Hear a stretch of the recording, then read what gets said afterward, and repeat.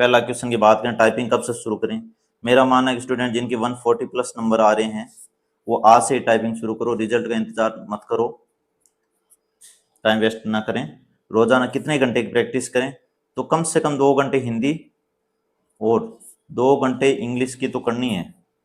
इसके ज़्यादा करो तो आपके और अच्छा होगा। मिनिमम कितने मार्क्स पास होने के लिए चाहिए आपको बता दिए, 25-25 के 4 होंगे, चारों में 9-9-9 चाहिए। SC/ST का आपको बता दिया 5% का SC/ST को स्टूडेंट्स को छूट दी गई है। माइक्रोसॉफ्ट ऑफिस का वर्जन प्रैक्टिस में कौन सा लेना है, 2010 से आप प्रैक्टिस कर सकते हो आसानी से। टाइपिंग टेस्ट के दौरान बैक स्पेस का उपयोग कर सकते हैं या नहीं, ये एक इम्पोर्टेंट है।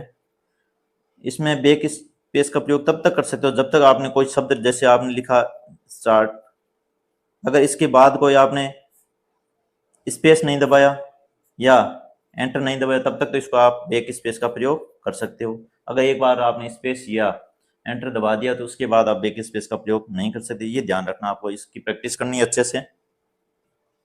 अब है क्वेश्चन की प्रैक्टिस वाले सॉफ्टवेयर में तो नेक्स्ट वर्ड हाईलाइट होता है, टाइपिंग एग्जाम में भी ऐसे हाईलाइट हो गया क्या? नहीं दोस्तों, टाइपिंग एग्जाम में कोई वर्ड हाईलाइट नहीं होगा। आपको खुद को देखना पड़ेगा कौन सा शब्द अभी तक टाइप कर लिया और कौन सा बाकी है। ये केवल जो सॉफ्टवेयर आते हैं प्रैक्टिस वाले उनमें हो सकता है, बाकी एग्जाम में आपको खुद को ध्यान रखना पड़ेगा। नेक्स्ट है टाइपिंग एग्जाम में कीवर्ड कौन से मिलेगा। कई स्टूडेंट सवाल पूछते हैं कीवर्ड कौन सा मिलेगा, उसका जैसे कीवर्ड तो आपको नॉर्मली मिलेगा। मेरा मानना है कि आपको हर टाइप की कीबोर्ड पे प्रैक्टिस करते रहना चाहिए। जैसे कुछ कीबोर्ड में आपने देखा होगा बैक स्पेस की बिल्कुल छोटी सी होती है और कईयों में बैक स्पेस की इतनी बड़ी होती है।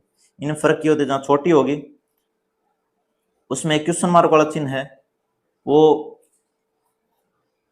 स्पेस के पास ही मिल जाएगा, बैक स्पेस के पास मिलेगा। इसमें होगा तो वो शिफ्ट के जस्ट ऊपर होगा। तो ये चीज़ों को ध्यान रखना, आपको दोनों कीबोर्ड से प्रैक्टिस करनी है ताकि वहाँ कोई सा भी कीबोर्ड मिले आपको प्रॉब्लम नहीं है, आपकी स्पीड और एक्यूरेसी पर कोई फर्क नहीं पड़े। इसलिए आपको दोनों पर प्रैक्टिस करनी है। प्रैक्टिस करते समय फॉन्ट कौन सा यूज करना है, हिंदी में आपके फॉन्ट आएगा देवलाइज 010 फिक्स रहेगा, इस पे ही आपको घर पे प्रैक्टिस करनी है। इंग्लिश में आप कैलिब्री कर सकते हो या टाइम्स न्यू रोमन कर सकते हो, उससे फॉन्ट से इंग्लिश में कोई ज़्यादा फर्क नहीं पड़ेगा। हिंदी में बस ये फॉन्ट का विशेषकर ध्यान रखना है। प्रैक्टिस कहाँ से करें, घर पे करें या कोचिंग से? तो मेरा मानना है कि आपको प्रैक्टिस बिल्कुल कोचिंग से करनी चाहिए, घर पे नहीं करनी चाहिए। इसके दो फायदे होंगे। क्या? पहला फायदा तो आपका कंपटीशन का कोचिंग में माहौल मिलेगा, दूसरा आप बोर नहीं होगे। टाइपिंग क्या थोड़ा बोरियत सब्जेक्ट है, और मान लो फिर भी घर पे ही करना चाहते हो, आपको या तो पीसी होना चाहिए या आपके पास लैपटॉप होना चाहिए, इनमें से कोई एक चीज़ होनी चाहिए, प्रॉपर टेबल चेयर होनी चाहिए। तभी दोस्तों आपकी स्पीड और एक्यूरेसी बढ़ेगी। प्रॉपर ऐसा नहीं है बेड पे लेट लेट के प्रैक्टिस कर रहे हो, उससे आपकी स्पीड और एक्यूरेसी नहीं बढ़ेगी, और वो पैटर्न भी गलत है लेट के टाइप करने का। अगला क्वेश्चन है एक्यूरेसी और स्पीड कैसे बढ़ाएं। इसके लिए आपको लगातार 2 से 3 महीने तक रोजाना कम से कम 4 घंटे तक प्रैक्टिस करते रहना चाहिए।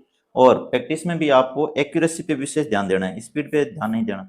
स्पीड आपकी अपना बढ़ जाएगी, एक्यूरेसी पे विशेष रूप से ध्यान देना है। क्योंकि अगर आपकी एक बार स्पीड बढ़ गई, एक्यूरेसी पे ध्यान नहीं दिया, तो फिर एक्यूरेसी बढ़ाना प्रॉब्लम हो जाएगी। पहले एक्यूरेसी बढ़ाओ फिर स्पीड बढ़ाओ, स्पीड अपना बढ़ जाएगी, आप गलतियां कम से कम करो। कई बच्चों क्वेश्चन टाइप करने में मन नहीं लगता, बोर हो जाता हो, क्या करूं?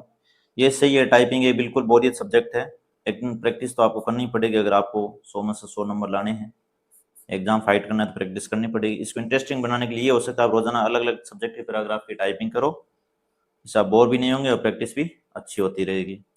टाइपिंग में सिटिंग पोजीशन कितना मायने, बिल्कुल 100% मायने रखती है। अगर आप सही सिटिंग पोजीशन में हो तो आपकी स्पीड अच्छी आएगी, एक्यूरेसी बढ़ेगी। अगर आप बिल्कुल टेबल पे से झुके हुए हो, हाथ कीबोर्ड पे से चिपके हुए हैं, तो वो आपकी स्पीड बढ़ेगी नहीं और एक्यूरेसी भी नहीं बढ़ेगी। इसलिए सिटिंग पोजीशन का प्रॉपर टेबल चेयर होनी चाहिए, स्टूल या चेयर होनी चाहिए, स्ट्रेट कमर बिल्कुल स्ट्रेट होनी चाहिए, और उसी हिसाब से आपको प्रैक्टिस करनी चाहिए। लास्ट क्वेश्चन है, एग्जाम में सर्वर प्रॉब्लम आती है क्या, कई स्टूडेंट्स पूछते हैं। मेरा मानना है कि 99% स्टूडेंट्स के सर्वर की प्रॉब्लम नहीं आती है।